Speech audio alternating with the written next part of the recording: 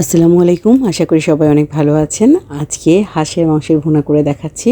আশা করি আপনাদের ভালো লাগবে। কেটে নেওয়া হাঁসের মাংস দিচ্ছি। হাঁসের মাংস সবসময় আমি ছোট ছোট করে কেটে দিই, এতে টেস্ট অনেক ভালো আসে।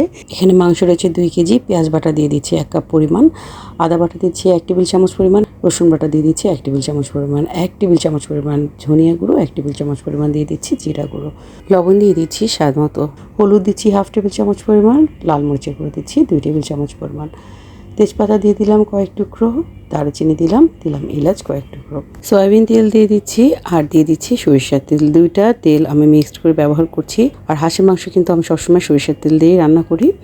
তো খুব ভালো করে সব মশলা মিখিয়ে ঢেকে রেখে দিচ্ছি। হাঁস থেকে পানি ছেড়েছে আর এই পানি দিয়ে আমি খুব ভালো করে কষিয়ে নিচ্ছি। হাঁসের মাংসটা যদি শক্ত হয় বা বড় হাঁস হয় বেশি, তাহলে হালকা কিছুটা গরম পানি এখানে ব্যবহার করে মাংসটা ভালো করে কষিয়ে নিতে পারেন। মাংস খুব ভালো করে কষে গেছে, উপরে তেল ভেসে উঠেছে। এবার দিয়ে দিচ্ছি গরম পানি। অবশ্যই মাংস কষানোর পর গরম পানিটা ব্যবহার করবেন, এতে করে তরকারির স্বাদটা অনেক গুণ বেড়ে যায়। মাংসটা খুব ভালো করে সেদ্ধ হয়ে গেছে, ঝোলটা কমে এসেছে। এবার আমি চারিদিকে ঘুরিয়ে আরও কিছুটা সরিষার তেল দিয়ে দিচ্ছি আর চুলা আঁচটা একদম কমিয়ে রেখে দমে এটাকে রান্না করে নিচ্ছি আরও 10 থেকে 15 মিনিট। সব শেষে দিয়ে দিচ্ছি গরম মশলার গুঁড়ো। আর এই গরম মশলার গুঁড়োটা ভেতরে রয়েছে দারচিনি, এলাচ আর জিরা, এই 3টা তেলে গুঁড়ো করে এখানে ব্যবহার করছি। তো ইনশাল্লাহ দেখা হবে অন্য কোনো রেসিপি নিয়ে। আজকে এই পর্যন্তই। আল্লাহ হাফেজ।